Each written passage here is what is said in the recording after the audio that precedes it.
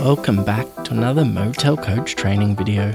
Today we're going to be diving into GuestPoint PMS and we're going to show you how to blacklist or redlist a guest. And by redlist I simply mean a guest that's been given a warning for behavior that's not acceptable at your property. While I've got your attention, and if you've been enjoying our videos, hit the subscribe button now. So to get started with this process, we're going to jump into the reservations tab and we're going to open up the guest that we want to edit their status. We're then going to go contact details and we can click edit under the guest's name and you can set the VIP status. So if you want to ban the guest, put them on a blacklist, you can select the black one.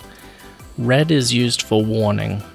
Generally speaking, when I'm dealing with a bad guest, I'm either going to give them fairly set rules. I'm going to say no more, we can't accept you staying at our property, or I'm going to let them continue to stay. The red one might be an option just to as a flag for you, just to say that in the past we have had some issues with the guest, but nothing to warrant kicking them out of the premise. Let's now mark Mr. Smith as a bad guest. We're going to save his reservation and we're going to see how this shows up in GuestPoint. So if I was now to open up his reservation, I can see that he is marked here as a blacklisted guest. For me, I'd still want more information. If I've got a regular guest who's done some damage to the property and I don't want him back, I'm going to put it also in his profile notes, and I'm going to put a bit of a history as well. What's occurred in his last stay that's led me to kick him off the premise or blacklist him from future stays. So it might be something like damage to property. So we can write that in.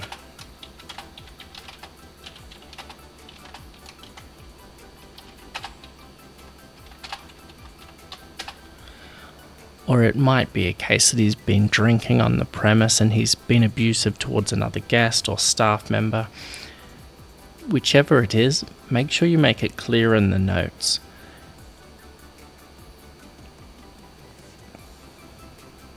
So then if we save that one down, and now if I'm creating another reservation for Mr. Smith, I can see that he's blacklisted, but again, it's not overly clear. It's not really jumping out. For me, I know that it's there, but for a new staff member, they may miss it and they may create the reservation and check him in.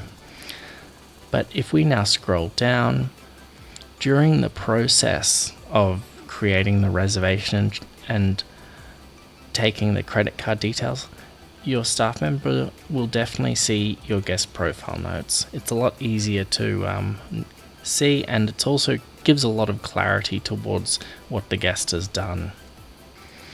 One really important thing to note with blacklisted guests, and when you are trying to blacklist or prevent someone staying in the future, is it's only ever as good as how you work with guest profiles.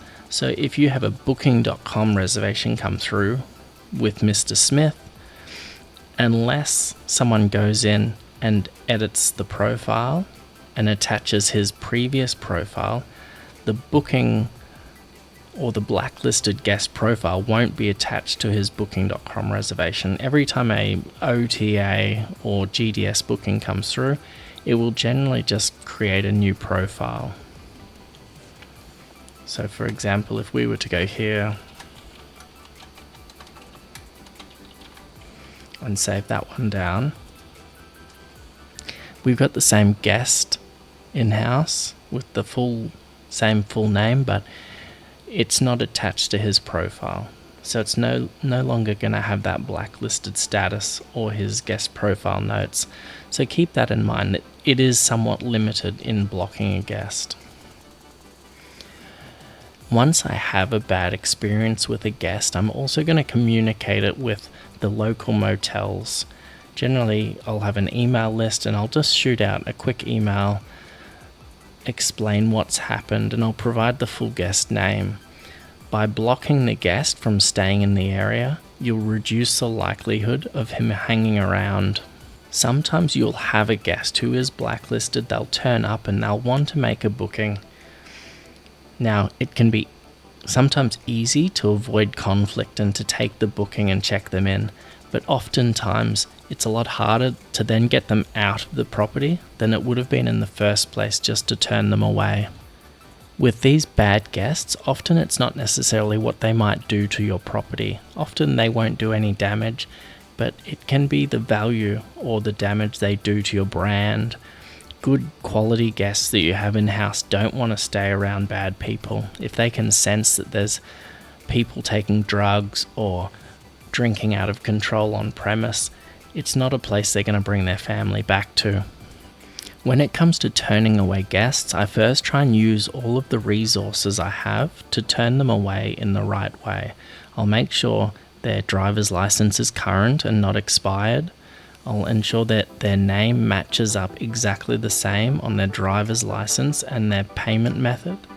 I'll make sure that the reservation name and the ID and bank card all match up.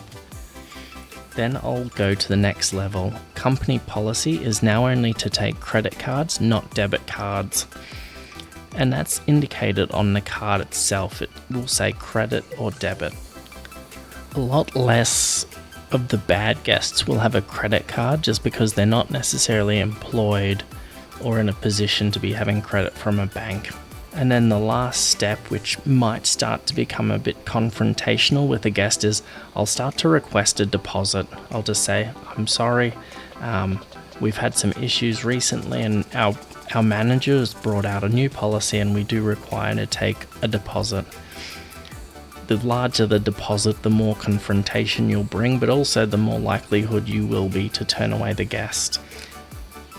I find that most of the time, taking all of these steps and using them to try and turn away a bad guest, generally I'll be able to turn away a guest. But in cases you just need to draw a hard line in the sand and say, I'm sorry, we can't accept your booking today. You can go down the path and say, there's some issues in the property with your room, or you can just be upfront and say, I'm sorry, we can't accommodate you tonight. Turning away bad guests is one of the toughest parts of the job, and it can certainly be quite an awkward and confrontational feeling. Where you can have a second staff member around to support you, it might be beneficial. And just remember that any bad guests that stay at your property can cause significant damage to your reputation, and you can lose long-term regular guests because they don't feel comfortable anymore. The last thing I'm going to touch upon when it comes to bad guests is think always when you're discounting rooms and when you're adjusting your rates, am I pricing myself to become a accommodation for bad guests? If you start to all of a sudden discount your rates to try and drive additional bookings, are you just attracting a lot more undesirable guests? Thank you very much for watching. If you found this lesson helpful, don't forget to subscribe. If you're looking to get into motel management or you want to level up your skills, check out the links in the description.